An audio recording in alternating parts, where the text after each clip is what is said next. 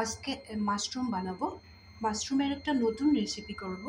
আমরা দেখো, যারা রান্নার রেসিপি দেওয়া হয় ইউটিউবে, কিভাবে সব কিছু জোগাড় করে নিতে হয়।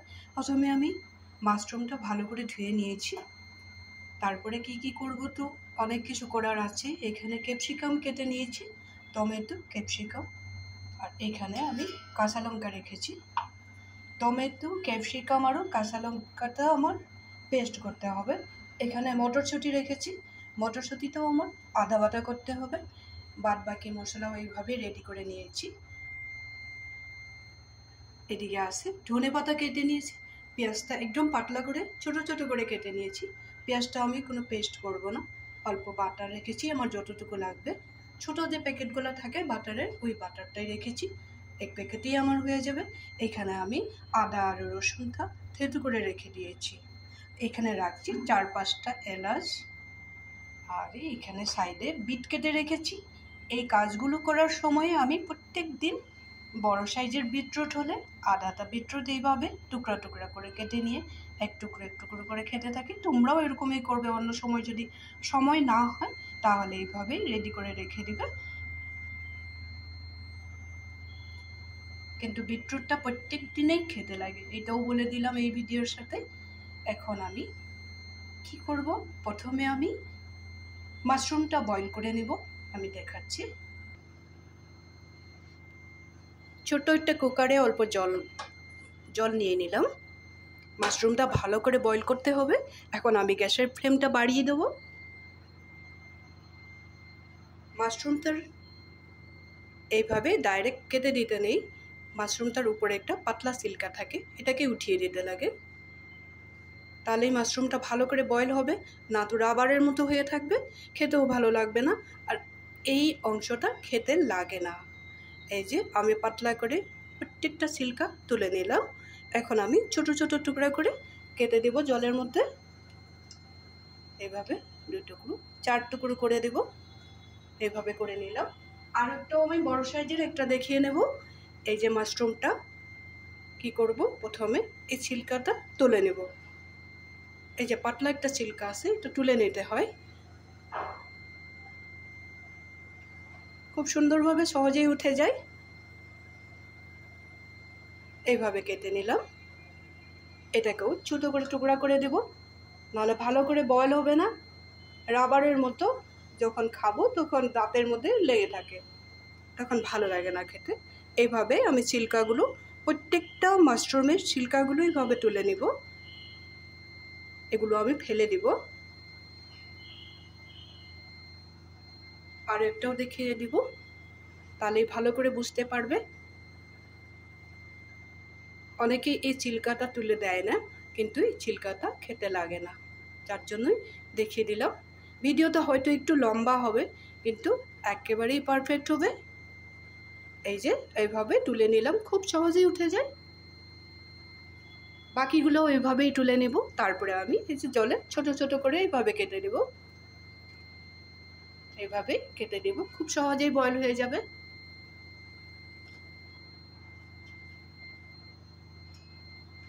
এটা আমি তুলেই রেখেছিলাম, এটাকেও দিয়ে দিলাম। এভাবে 4 টুকরা করে নেব।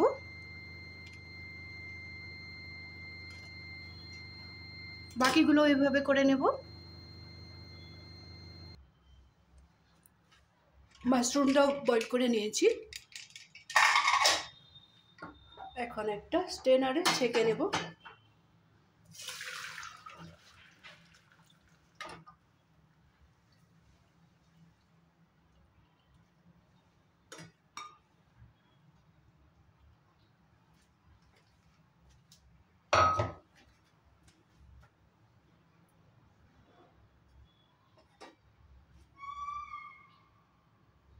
এইভাবে বয়েল করে নিয়েছি।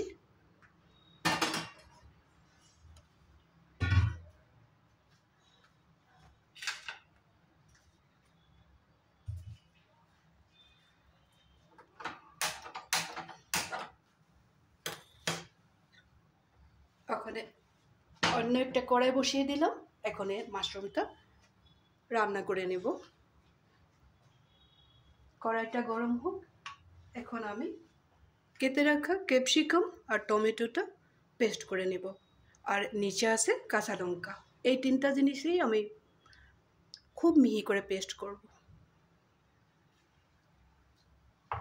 তারপরে মটরটা আধা বাটা করে পেস্ট করে নেব।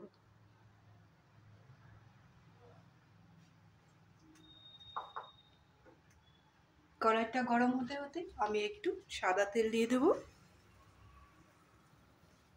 সাদা তেলেই রান্না করব।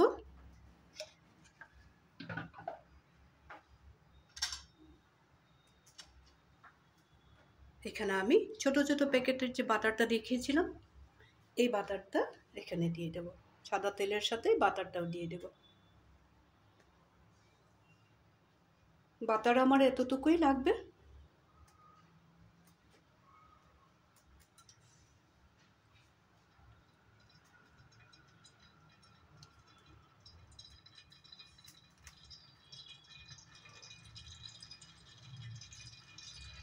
প্রত্যেকটা জিনিসই একটু হিসাবে দিলে খেতেও স্বাদ হয়।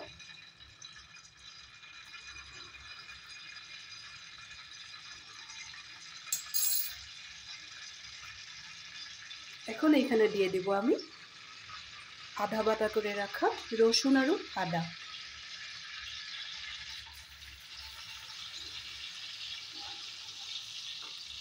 তার মধ্যে দিয়ে দিব 2টা তেজপাতা।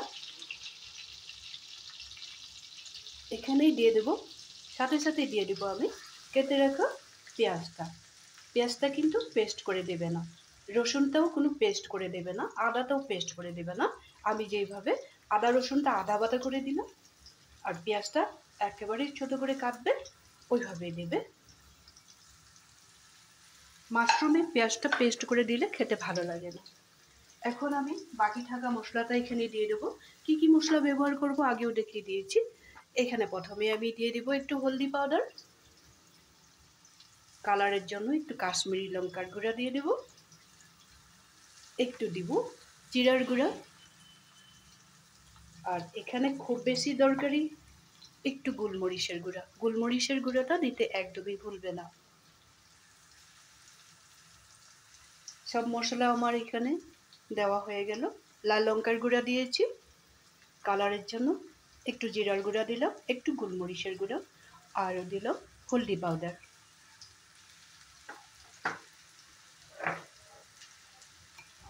আমার হিসাব মতো আমি লবণটা দিয়ে দিব, নাহলে পরে ভুলে যাব।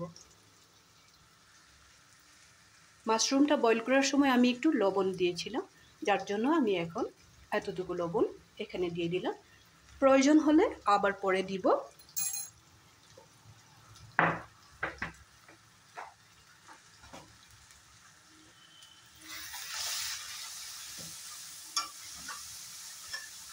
এখন এই জিনিসগুলো আমি খুব সুন্দর করে ফ্রাই করে নেব। এই ফাঁকে আমি ক্যাপসিকাম আর টমেটোটা পেস্ট করে নেব।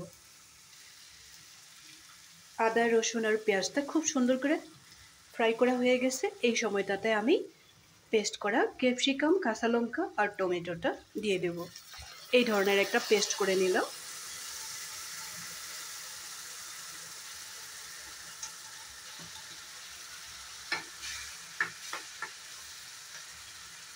এই মিক্সির বাটিটাতেই আমি মটরশুঁটিটা যে ছুলে রেখেছিলাম এটা দিয়ে দেব। এইটারে আধা বাটা করে নেব। এই সময়টাতে আমি কয়েকটা গোটা এলাচ রেখেছিলাম, এই গোটা এলাচটা এখানে অ্যাড করে দেব। এখন এটাকেও একটা পেস্ট বানিয়ে নেব। মটরশুঁটিটা এই ধরনের পেস্ট করেছি, মানে আধা বাটা করেছি, পেস্ট করি নাই। এটাকেও এখানে দিয়ে দেব।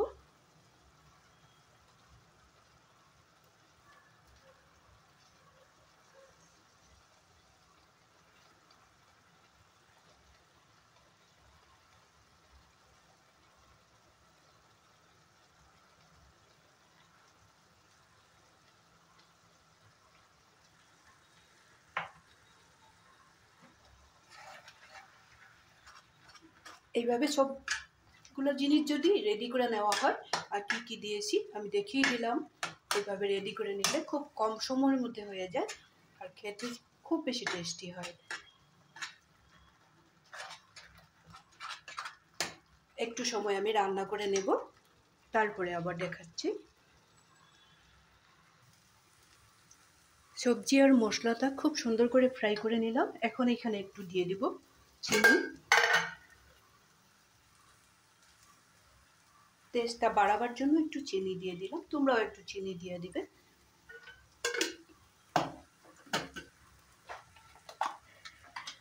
এই সময়টাতে আমি এখানে দিব একটু চিজ।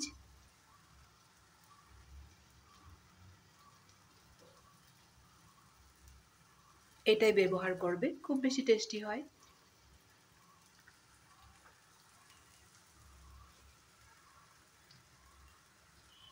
এখানে 1 চামচের মতো চিজ বের করে দিয়ে দিলাম।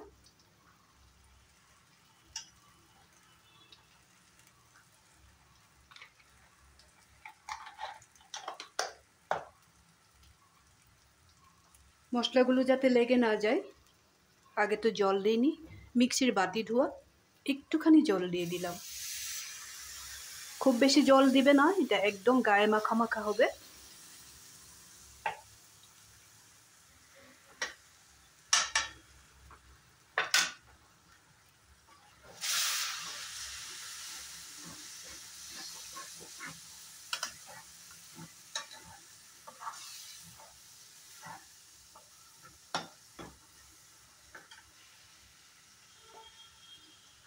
এখন এখানে দিয়ে দিব বয়েল করে রাখা মাশরুমটা।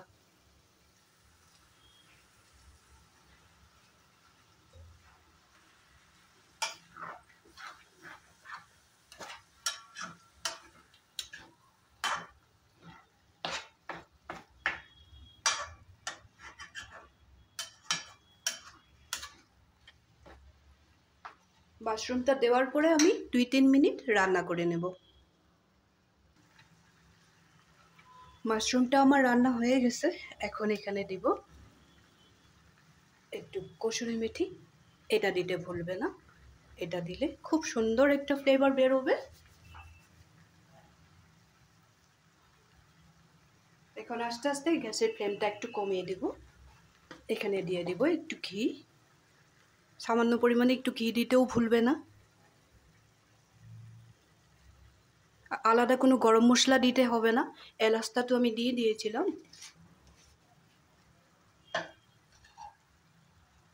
ফাইনালি এখানে দিব একটু ধনে পাতাটা একটু বেশি করে দিবে।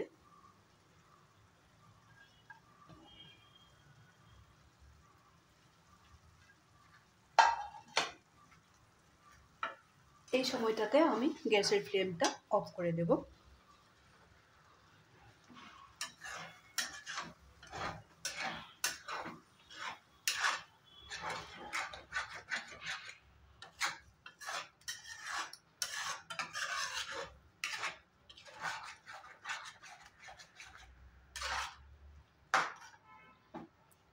অন্য একটা পাত্রে নামিয়ে রেখে দেব।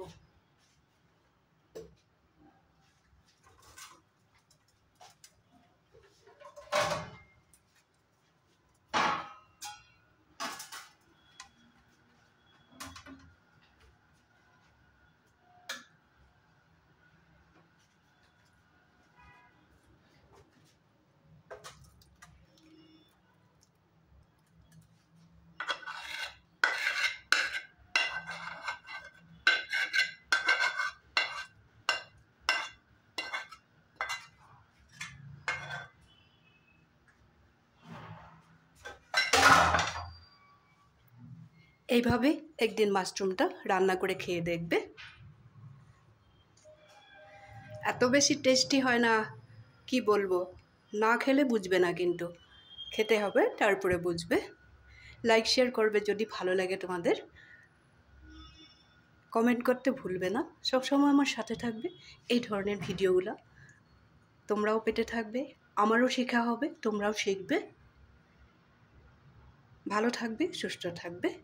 তাহলে আজকের জন্য রাখি। কমেন্ট করতে ভুলবে না, আর বানিয়ে খেতেও ভুলবে না।